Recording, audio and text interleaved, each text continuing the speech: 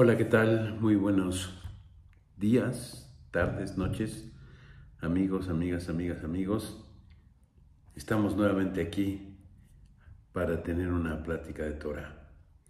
Y en esta semana nos toca hablar de la porción de la parashá de Vayeshev, que es que se asentó. Y vamos a ver qué quiere decir esto. Vamos a empezar. Ese Vayeshev es que se asentó Jacob. Pero sabemos que, bueno, muchas veces cuando nosotros nos asentamos, cuando terminamos de hacer una tarea, cuando terminamos de hacer algo, como que ya sentimos que ya terminamos y que ya hay que descansar. Pero bueno, la Torah no siempre piensa igual. Sabemos que la Torah cuando dice que alguien se asentó, nunca se refiere solamente a un momento o a un movimiento físico, sino a un estado del alma. Jacob busca descansar, pero el descanso del justo, el descanso del tzadik, es apenas un suspiro antes de que la historia divina vuelva a comenzar a moverse. Es como digamos, un lapso entre como que empieza otra cosa. Y lo primero que la Torah nos dice en esta parashá es una frase que abre mundos. Dice, lo leo textual, dice, y amaba a Israel a Yosef más que a todos sus hijos, porque lo había tenido en su vejez y le hizo una túnica de colores. Está en Breshit 37:3. El Baal HaTurim observa algo extraordinario y nos dice que la palabra, bueno, aparte, la palabra Zekunim, que quiere decir vejez, tiene el mismo valor numérico, que es 207, es el mismo valor numérico de la palabra Or. Y Or no es un detalle técnico. Para la visión de la mística, para la visión de la gematria, esto abre portales.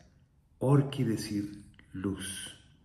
La Torá está insinuándonos muy directamente que Yosef es literalmente el hijo de la luz, el hijo del aspecto luminoso de Jacob, del aspecto luminoso de la columna central, del aspecto luminoso de Tiferet, la claridad final que un hombre adquiere después de haber atravesado obscuridades, como le sucedió a Jacob, exilios, luchas internas, encuentros con ángeles, con sombras. Yosef encarna esa luz que llega al final del proceso, la luz madura, la luz que ya conoce la noche. El Baal HaTurim nos dice, además, que Zekunim es un acróstico de los 6 órdenes del Shas, que son los pilares mismos del estudio de la Torah oral. Son los 6 libros de la Mishnah. Zayin de la Zain de Zeraim, del Seder Zeraim, que son semillas. La Kuf del Seder Kodashim, que es la santidad. La Nun, que es el Seder Nashim, que es las relaciones, y habla de mujeres también. La Yud, que es de Yeshuot, de la salvación, y la Mem de Moed, que habla de los tiempos sagrados. Pero hay un problema, que son 6, y aquí nada más hay 5. Faltaría el Seder Taharot, es decir, de las purezas, las leyes de la pureza. ¿Cómo podría faltar justamente en Yosef, el tzadik, cuya vida entera fue una batalla por preservar la pureza? no solo física, sino espiritual, emocional, una pureza de quien sostiene integridad incluso ante la traición, ante el destierro, ante la seducción. La respuesta la vemos en la segunda parte del versículo que dice: y le hizo una túnica de muchos colores. Una túnica especial, no solo estética.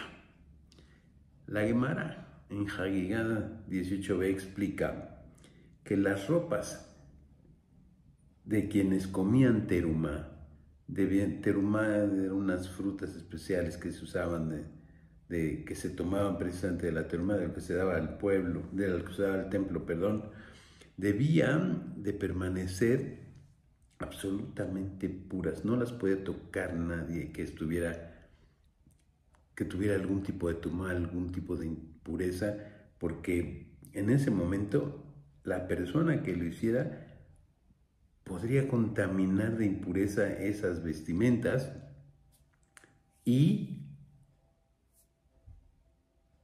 quedarían inutilizables, digamos, para el servicio sagrado, para esta comida especial que tenían estas personas. Yosef, ya a los 17 años de edad, vivía con esa conciencia de pureza. Necesitaba entonces una vestidura especial y Jacob se las hizo. Jacob amaba a Yosef por toda la Torah que traía encima. Esa túnica insinuando el tajarot.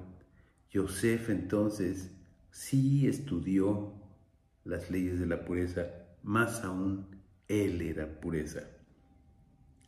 La túnica lo envolvía como un símbolo del nivel espiritual al que había llegado. Pero es aquí en donde la historia de la Torá se vuelve un poquito más difícil, más humana, más compleja. Vayeshev nos presenta la famosa venta de Yosef. Quizá uno de los episodios más dolorosos en toda la historia de nuestra familia. La lectura común describe una traición terrible, casi incomprensible. Sin embargo, si nos vamos a la profundidad del relato y a los comentarios de nuestros sabios, nos muestran que esta historia es mucho más sutil y más compleja y más profunda de lo que parece. No es un simple acto de maldad. Los hermanos no eran ningunos villanos, eran gigantes espirituales, las cabezas de las tribus. 12 columnas del pueblo de Israel. ¿Cómo podrían haber actuado así de una manera sin tener algo atrás, ¿no? Sin tener algún tipo de contexto?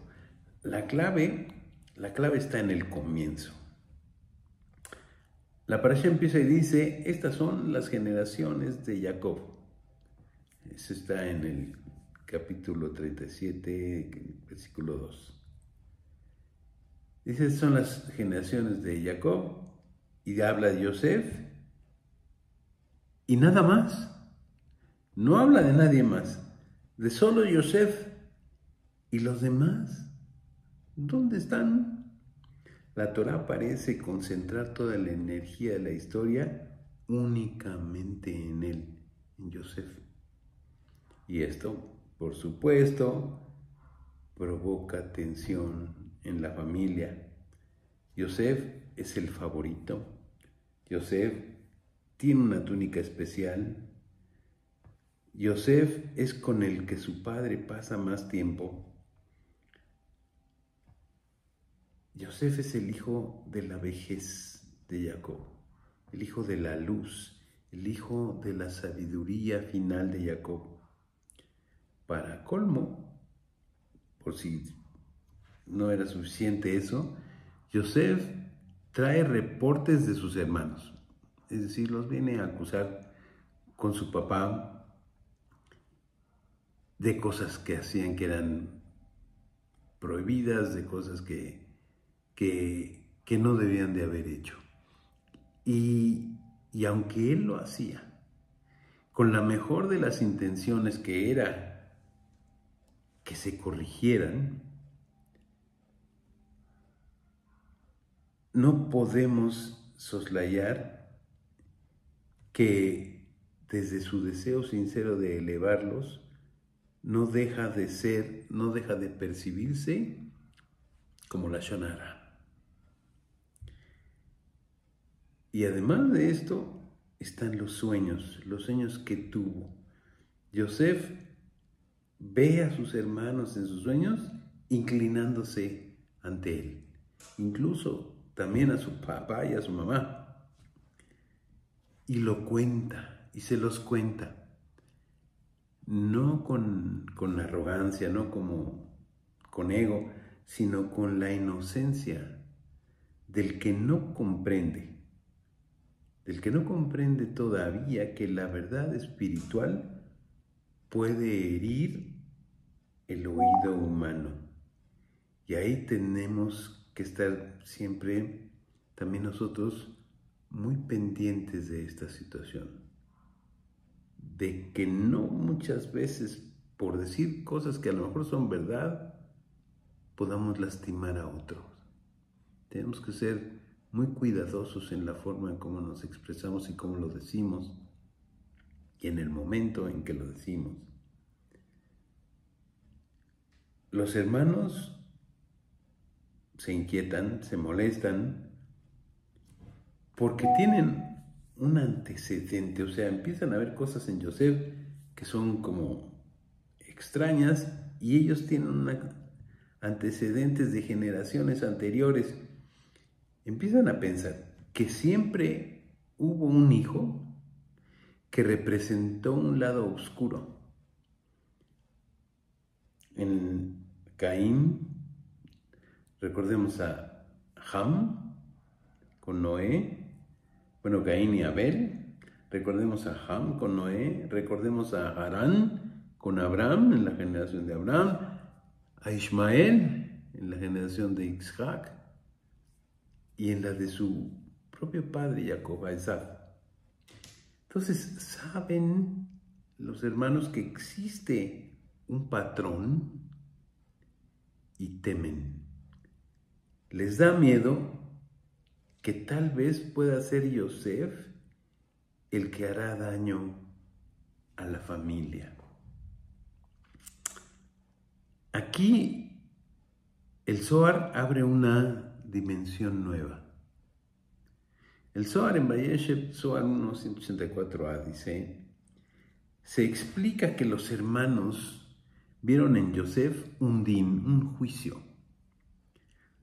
juicio severo descendiendo sobre el mundo, y temieron que él pudiera ser una fuente de conflicto futuro.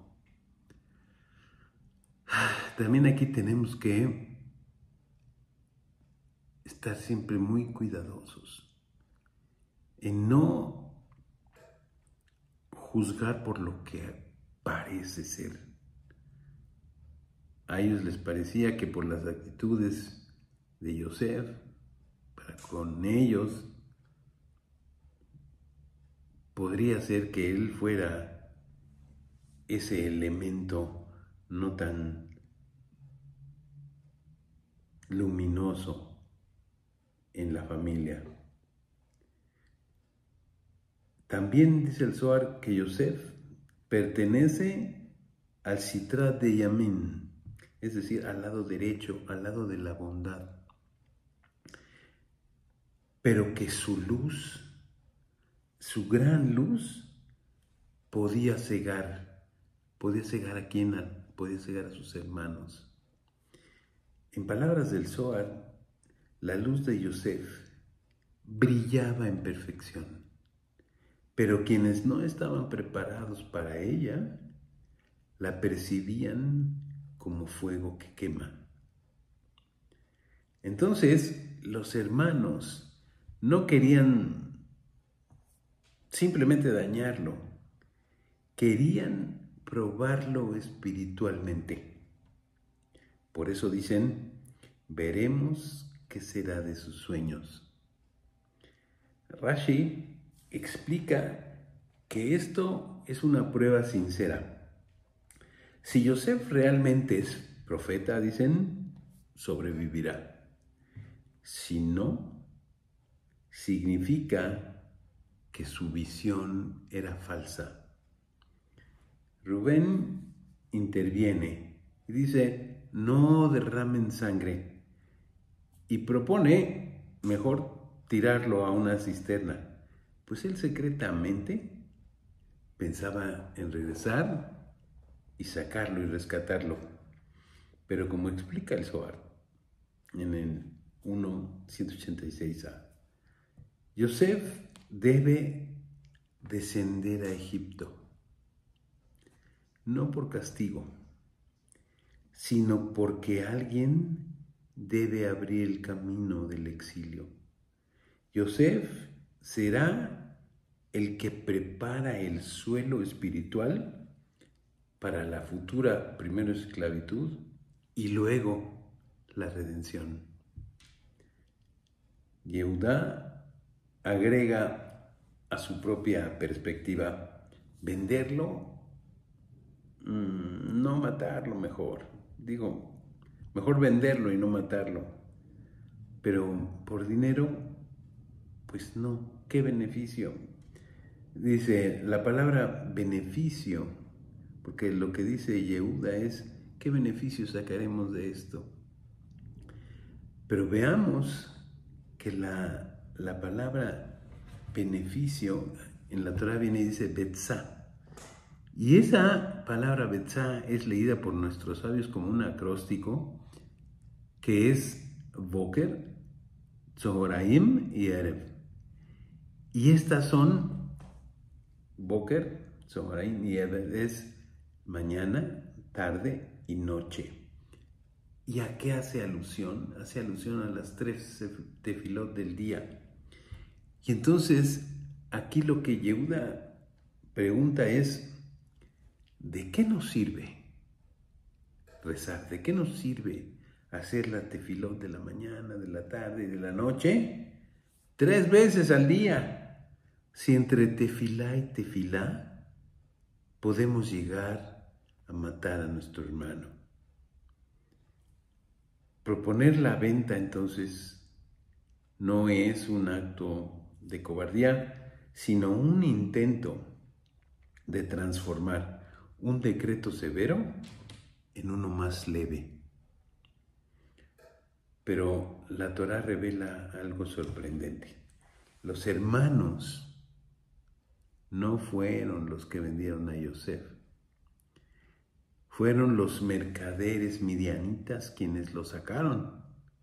Mientras que los hermanos estaban ocupados entre discutiendo qué iban a hacer, pasó una caravana midianita, sacaron a Yosef del pozo de la cisterna y se lo llevaron como esclavo para vender a Egipto. Los hermanos entonces pues nada más tuvieron la intención de venderlo. Pero aún así, la intención es suficiente para dejarlos con la responsabilidad moral. Y ya no vamos a poder saber si sí lo iban a vender o no, si a lo mejor se iban a arrepentir o no. Porque también habían pensado en matarlo, pero se arrepintieron y no lo hicieron. ¿Habrían seguido con su plan de venderlo? No lo podemos saber. Los midianitas se adelantaron. Pero aún así, como les decía, se quedan con la responsabilidad moral. Y aquí el Zohar hace una afirmación profunda. El santo bendito sea, tomó el acto de los hermanos y lo transformó en un vehículo para cumplir los sueños, dice el Zohar.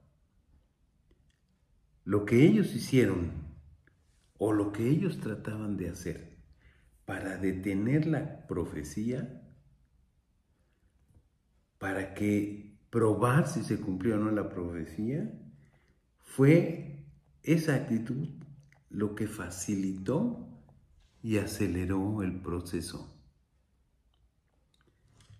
Yosef llega a Egipto, cae en casa de Potifar, como sabemos, enfrenta las tentaciones, enfrenta las injusticias y enfrenta la prisión. Y un largo tiempo en prisión. Y ese también es una de las actitudes especiales de Yosef. Sabemos que estando en la prisión se le veía muy feliz. Y yo me imagino que una prisión egipcia de aquel entonces, bueno, de ninguna época, en ningún lado, ha de ser algo agradable. Sin embargo, Yosef siempre estaba alegre y contento. Yosef en todas partes brillaba con esa luz que recibió de nacimiento, la luz del Zekunim, la luz de la vejez de Jacob. Yosef, todo lo que toca prospera. Todo lo que sueña se cumple. Y así llega a ser virrey de Egipto. Segundo únicamente después de Faraón. Exactamente lo que sus sueños anunciaron. ¿Por qué? Porque efectivamente Yosef tenía esa profecía. Y tenía ese temor a Hashem, y tenía esa reverencia por Hashem, por la tradición de sus padres. Cuando llega el hambre y los hermanos bajan a Egipto, la escena se repite y se inclinan ante él. 20 años más tarde, pero la profecía se cumple. Esa profecía que no sabían si tenían dudas, esa profecía se cumple 20 años más tarde. Muchas veces las cosas no son inmediatas, las bendiciones no son inmediatas. La paciencia es una mitzvah. Hay que saber esperar, hay que saber tener emuná, hay que saber esperar el momento de Hashem, porque Hashem, su tiempo no es el nuestro. La Torá vuelve atrás un instante y nos cuenta algo misterioso. Un hombre encontró a Yosef en el campo. Un hombre que le pregunta qué busca. Un hombre que sabe hacia dónde van sus hermanos. El Midrash en Bereshit Rabá 84:7 dice que en realidad un hombre, eran ángeles. Uno que encuentra, uno que pregunta y uno que responde. 3 ángeles enviados para insinuarle que su lashon hara tendría consecuencias. 3 avisos antes del descenso. El Zohar también menciona este episodio y lo dice así, que ese ángel, ese hombre, era Gabriel HaMalach. Gabriel HaMalach, que está relacionado con Gepurá, con el juicio. Y ese guía de los destinos es aquel que conduce al justo hacia los caminos que lo llevarán a su misión. Es esa guía que le dice: tus hermanos fueron a Dotán. Cada movimiento de Yosef está guiado desde arriba. No es accidental. Yosef debe bajar a Egipto, debe enfrentar la oscuridad, debe transformarse en quien será el proveedor de Egipto, de su familia, del mundo. El Zohar usa aquí una frase famosa y dice: Yosef descendió para elevar. Su descenso, su ida a Egipto, como lo dice él mismo, es parte de un plan cósmico. Su caída es su ascenso. Él le dice a sus hermanos: Hashem me mandó aquí.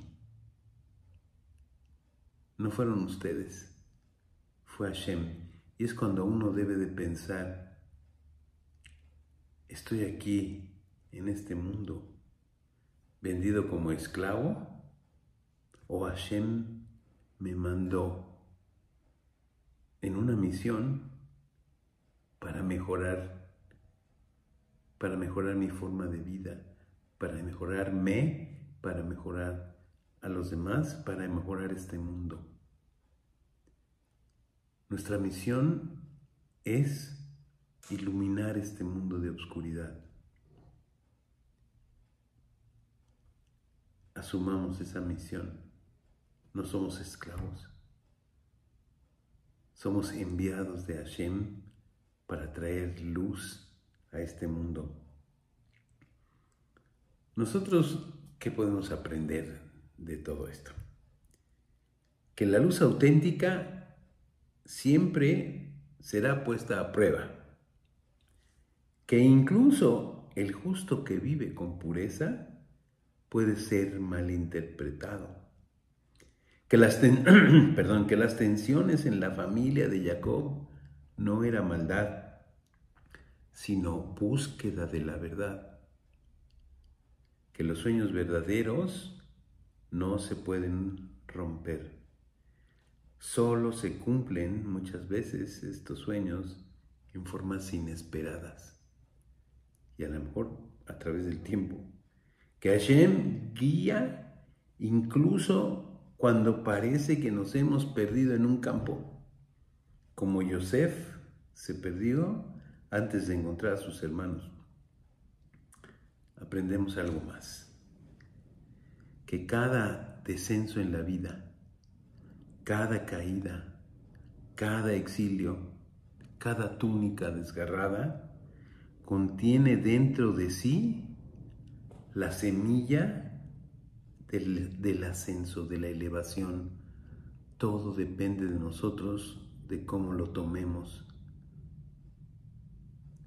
Yosef es la esencia del tzadik, del hombre justo. La esencia del tzadik que brilla en la oscuridad, del que mantiene su pureza, del que mantiene su pureza cuando todo alrededor se ha manchado, contaminado, impurificado, del que cree en sus sueños, incluso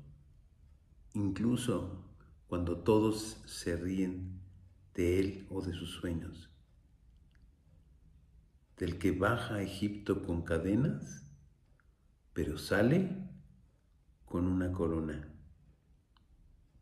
El Zohar finaliza esta sección diciendo: bienaventurado es el tzadik que entra a la oscuridad y sale con luz multiplicada. Esa es la historia de Yosef. Esa es la historia de Israel. Esa es la historia del alma.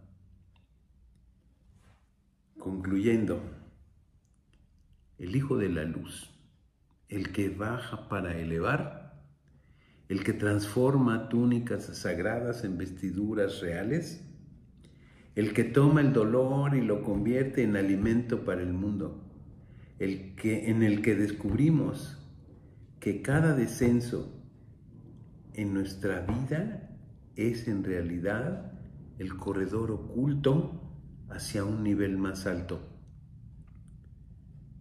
que cada pérdida contiene una revelación disimulada y que cada sueño que nace del alma tiene un camino inevitablemente que se abre, aunque antes parezca perderse en un campo o caer en una cisterna. Cada sueño del alma tiene que abrirse ese paso. Aprendemos de Yosef que la pureza no es inocencia ingenua, sino fortaleza espiritual, que la grandeza no es poder, sino capacidad de sostener la emuná en medio del exilio, que el verdadero líder es aquel que conserva su esencia incluso cuando todos los demás han cambiado.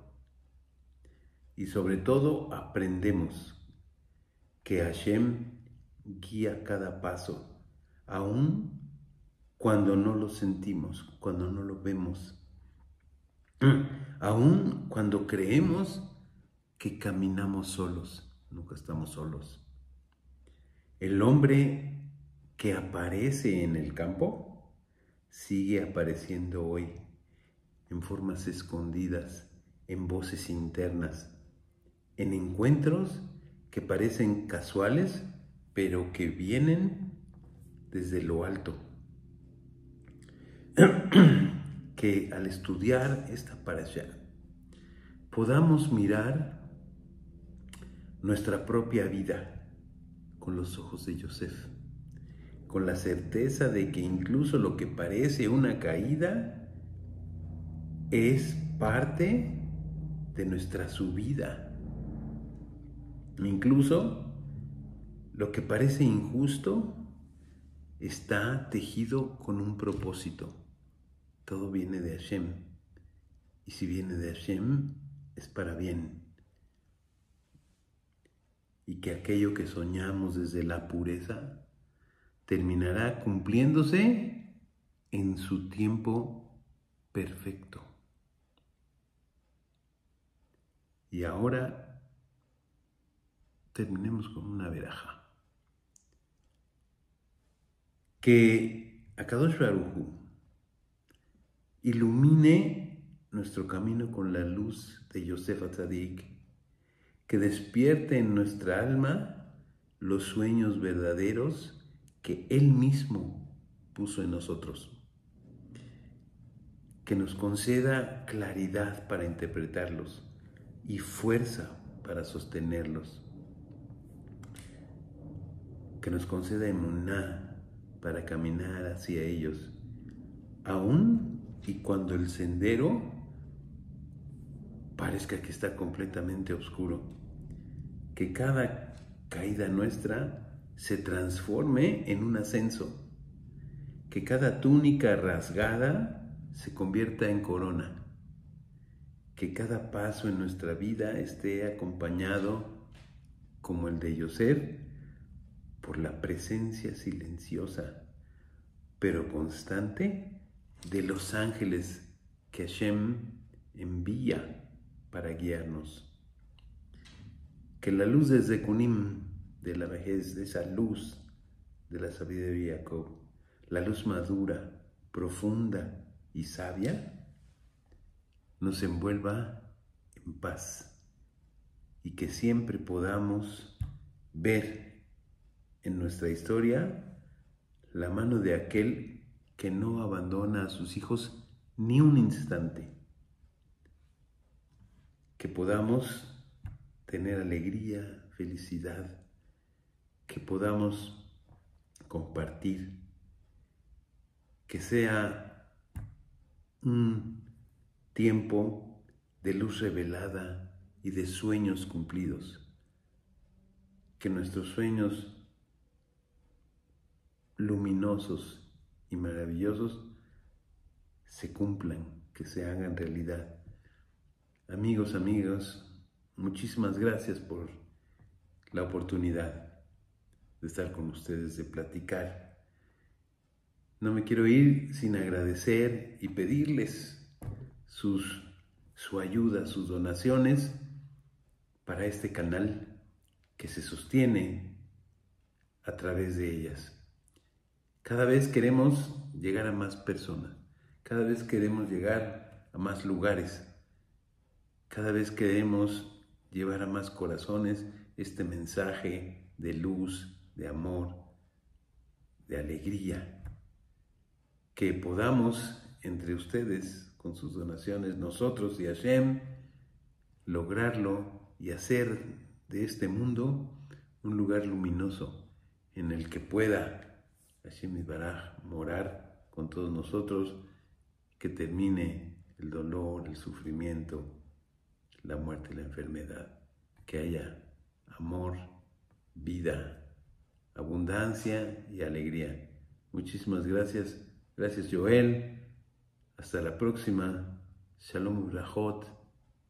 Kol Tuv, todo lo bueno. Hasta la próxima.